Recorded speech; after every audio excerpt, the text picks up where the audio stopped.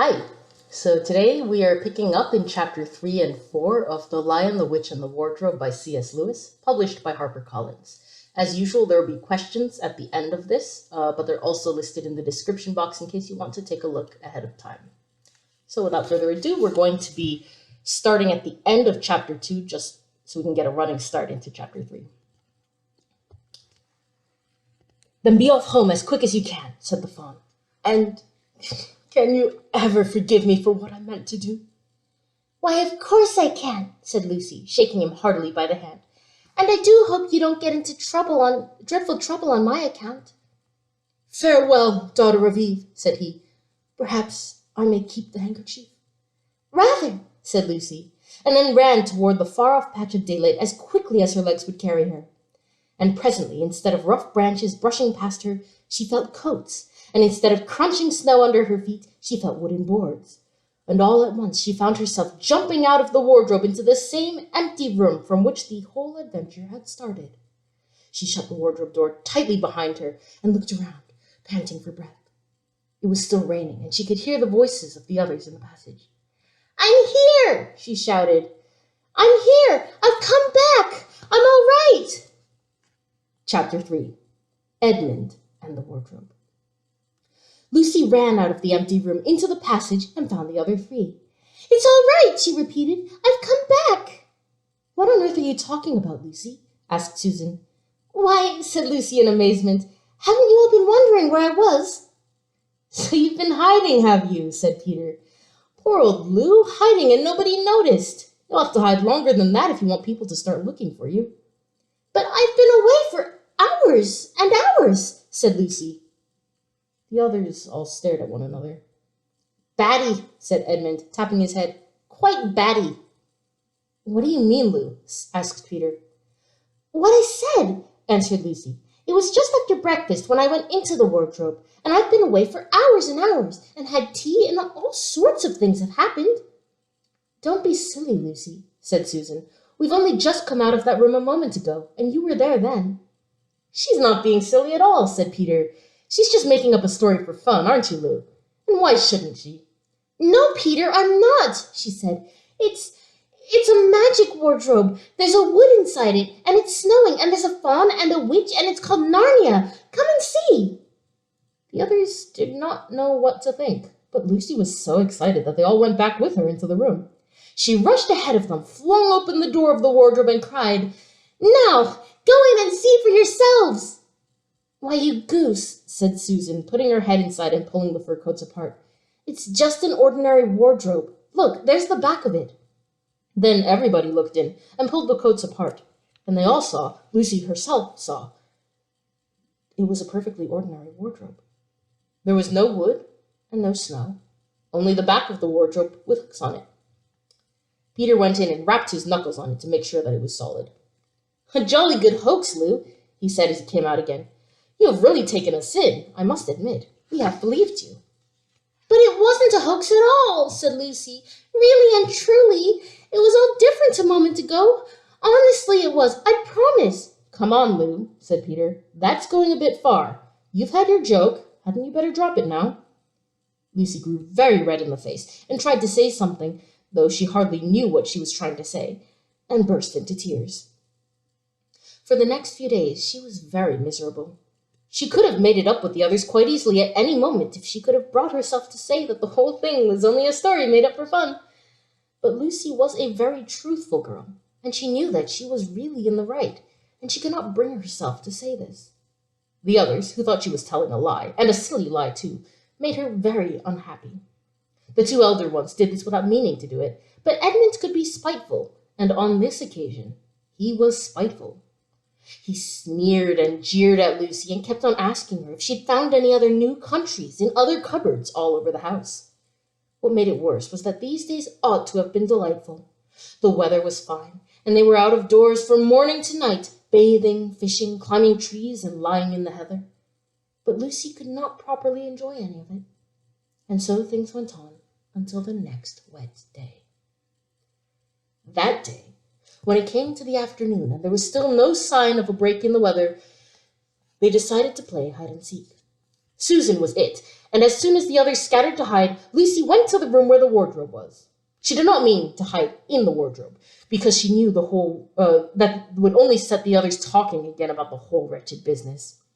But she did want to have one more look inside it, for by this time she was beginning to wonder herself whether Narnia and the Fawn had not been a dream. The house was so large and complicated and full of hidden hiding places that she thought she would have time to have one look into the wardrobe and then hide somewhere else. But as soon as she reached it, she heard steps in the passage outside, and then there was nothing for it but to jump into the wardrobe and hold the door closed behind her. She did not shut it properly because she knew that it is a very silly thing to shut oneself into a wardrobe, even if it's not a magic one. Now the steps she had heard were those of Edmund, and he came into the room just in time to see Lucy vanishing into the wardrobe.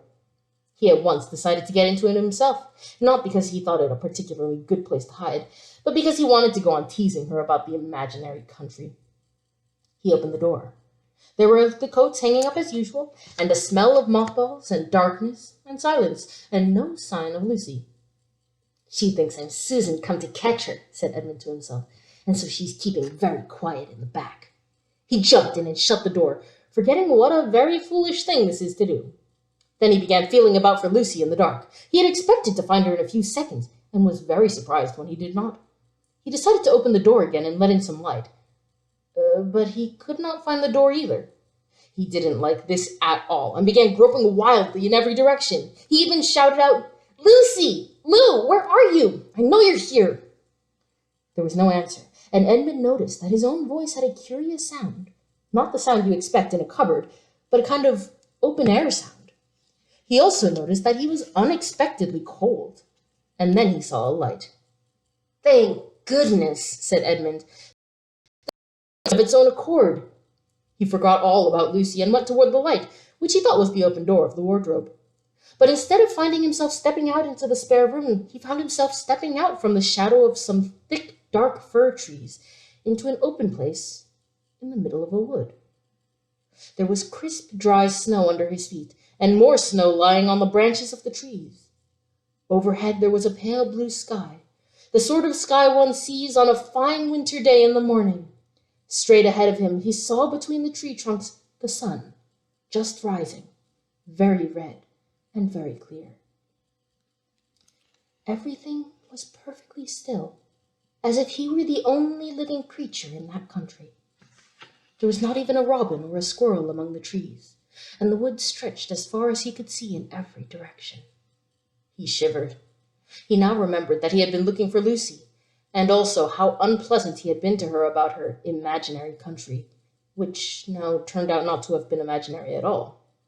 He thought that she must be somewhere quite close, and so he shouted, "Lucy!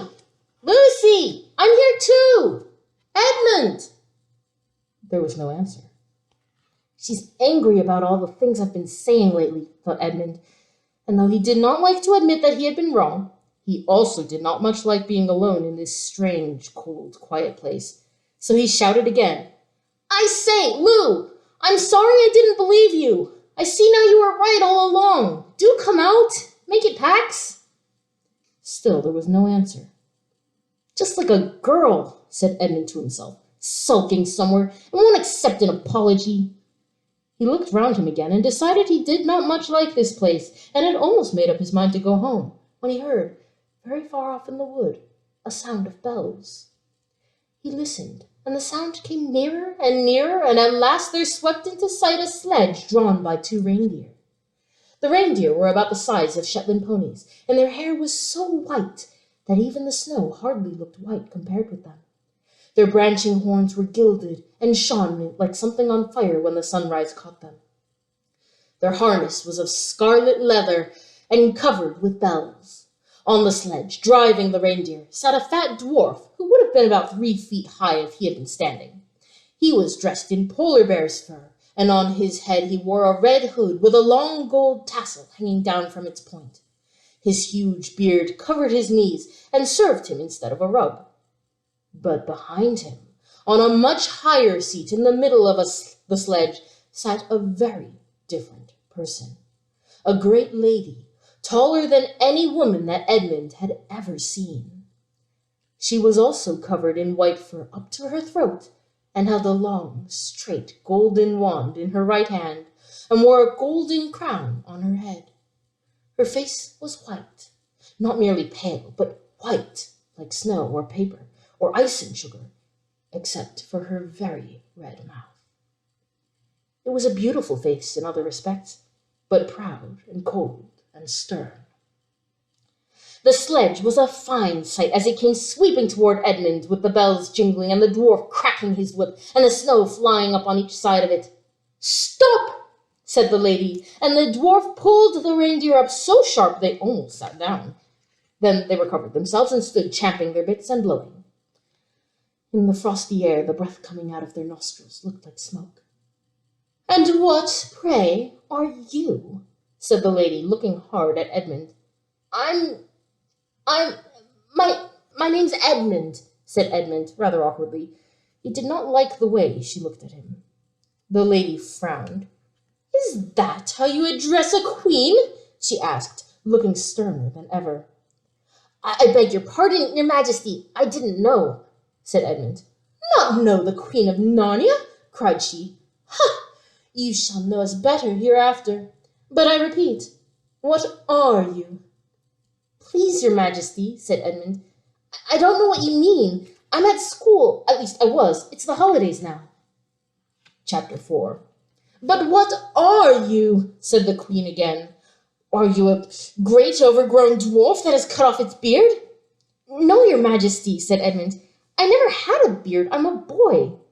"A boy," said she. "Do you mean that you are a son of Adam?" Edmund stood still, saying nothing. He was too confused by this time to understand what the question meant. "I see you are an idiot, whatever else you may be," said the queen. "Answer me once and for all, or I shall lose my patience. Are you human?" "Yes, your majesty," said Edmund. "And how, pray, did you come to enter my dominions?" "Please, your majesty, I came in through a wardrobe." "A wardrobe? What do you mean?" I opened a door and just found myself here, your majesty," said Edmund. "Huh," said the queen, speaking more to herself than to him. A door from the world of men. I have heard of such things. This may wreck all, but he is only one, and he is easily dealt with." As she spoke these words, she rose from her seat and looked Edmund full in the face, her eyes flaming. At the same moment she raised her wand. Edmund felt sure she was going to do something dreadful, but he seemed unable to move. Then, just as he gave himself up for lost, she appeared to change her mind. "My poor child," she said in quite a different voice. "How cold you look. Come and sit with me here on the sledge, and I will put my mantle round you, and we will talk." Edmund did not like this arrangement at all, but he dared not disobey. He stepped onto the sledge and sat at her feet, and she put a fold of her fur mantle round him and tucked it in well. "Perhaps something hot to drink," said the queen. "Should you like that?" "Yes, please, your majesty," said Edmund, whose teeth were chattering. The queen took from somewhere among her wrappings a very small bottle, which looked as if it were made of copper. Then, holding out her arm, she let one drop fall from it onto the snow beside the sledge. Edmund saw the drop for a second in midair, shining like a diamond. But the moment it touched the snow, there was a hissing sound, and there stood a jeweled cup full of something that steamed. The dwarf immediately took this and handed it to Edmund with a bow and a smile, not a very nice smile. Edmund felt much better as he began to sip the hot drink. It was something he had never tasted before, very sweet and foamy and creamy, and it warmed him right down to his toes. "It is dull, son of Adam, to drink without eating," said the queen presently. "What would you like best to eat?" "Turkish delight, please, your majesty," said Edmund. The queen let another drop from her bottle fall into the snow, and instantly there appeared a round box tied with green silk ribbon, which, when opened, turned out to contain several pounds of the best Turkish delight. Each piece was sweet and light to the very center, and Edmund had never tasted anything more delicious. He was quite warm now, and very comfortable. While he was eating, the queen kept asking him questions.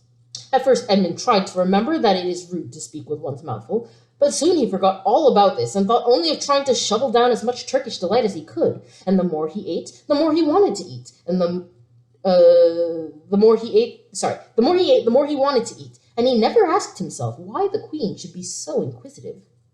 She got him to tell her that he had one brother and two sisters, and that one of his sisters had already been in Narnia and had met a fawn there, and that no one except himself and his brother and his sisters knew anything about Narnia. She seemed especially interested in the fact that there were 4 of them, and kept on coming back to it. "You are sure that there are just 4 of you?" she asked. "2 sons of Adam and 2 daughters of Eve, neither more nor less." And Edmund, with his mouth full of Turkish delight, kept on saying, "Yes, I told you that before," and forgetting to call her Your Majesty, but she didn't seem to mind now. At last, the Turkish delight was all finished, and Edmund was looking very hard at the empty box, and wishing she would ask him whether he would like some more. Probably the queen knew quite well what he was thinking, for she knew, though Edmund did not, that this was enchanted Turkish delight, and that anyone who had once tasted it would want more and more of it, and would even, if they were allowed, go on eating it till they killed themselves. But she did not offer him any more. Instead, she said to him, "Son of Adam, I should so much like to see your brother and your 2 sisters. Will you bring them to see me?" "I'll try," said Edmund, still looking at the empty box. "Because if you did come again, bringing them with you, of course, I'd be able to give you some more Turkish delight. I can't do it now. The magic will only work once. In my own house, it would be a different matter." "Why can't we go to your house now?" said Edmund. When he had first got onto the sledge, he had been afraid that she might drive away with him to some unknown place from which he would not be able to get back, but he had forgotten about that fear now. "It is a lovely place, my house," said the queen. "I am sure you would like it. There are whole rooms full of Turkish delight, and what's more, I have no children of my own. I want a nice boy whom I could bring up as a prince, and who would be king of Narnia when I am gone. While he was prince, he would wear a gold crown and eat Turkish delight all day long. And you are much the cleverest and handsomest young man I've ever met. I think I would like to make you the prince some day when you bring the others to visit me." "Why not now?" said Edmund. His face had become very red, and his mouth and fingers were sticky. He did not look either clever or handsome, whatever the queen might say. "Oh, but if I took you there now," said she, "I shouldn't see your brother and your sisters. I very much want to know your charming relations.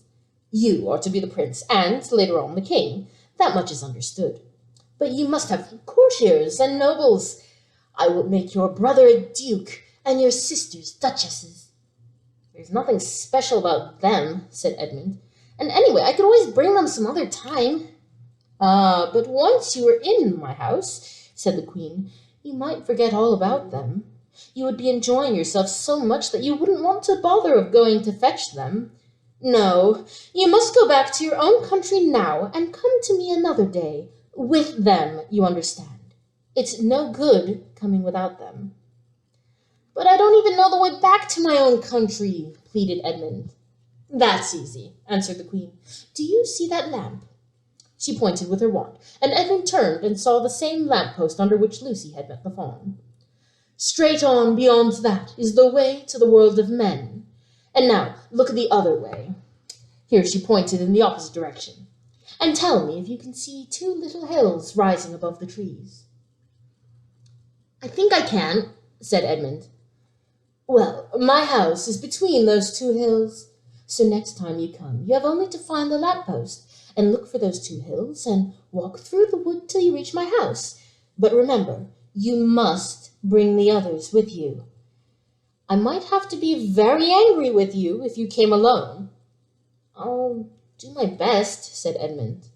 "And, by the way," said the queen, "you needn't tell them about me.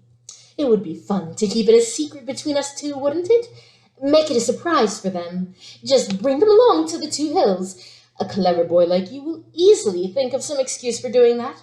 And when you come to my house, you could just say, 'Let's see who lives here,' or something like that. I'm sure that would be best.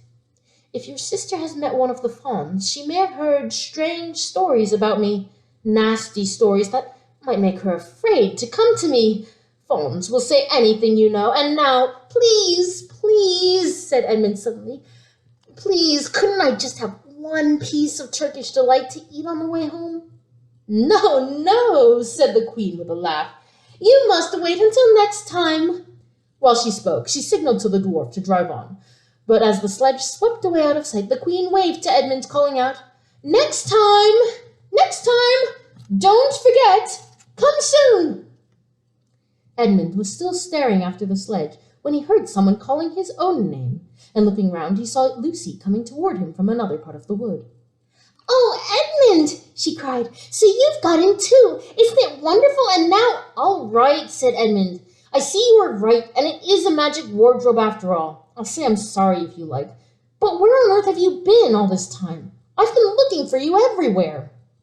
"If I'd known you had got in, I'd have waited for you," said Lucy, who was too happy and excited to notice how snappishly Edmund spoke, or how flushed and strange his face was. "I've been having lunch with dear Mr. Tumnus, the fawn, and he's very well, and the White Witch has done nothing to him for letting me go, so he thinks she can't have found out, and perhaps everything is going to be all right after all." "The White Witch," said Edmund. "Who's she?" "She's a perfectly terrible person," said Lucy. "She calls herself the Queen of Narnia, though she has no right to be queen at all. And all the fauns and dryads and naiads and dwarves and animals, at least all the good ones, simply hate her. And she can turn people into stone and do all kinds of horrible things. And she has made a magic so it is always winter in Narnia. Always winter, but it never gets to Christmas. And she drives around on a sledge drawn by reindeer with her wand in her hand and a crown on her head."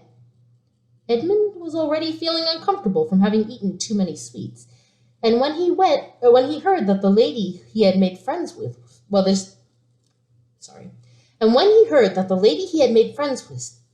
was a dangerous witch, he felt even more uncomfortable.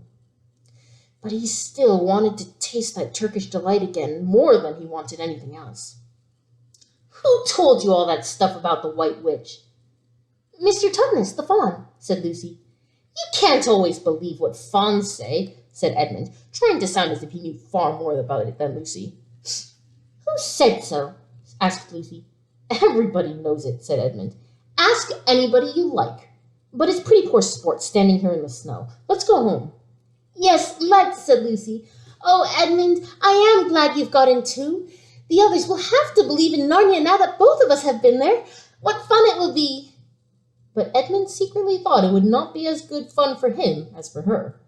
He would have to admit that Lucy had been right before all the others, and he felt sure the others would all be on the side of the fawns and the animals. But he was already more than half on the side of the witch.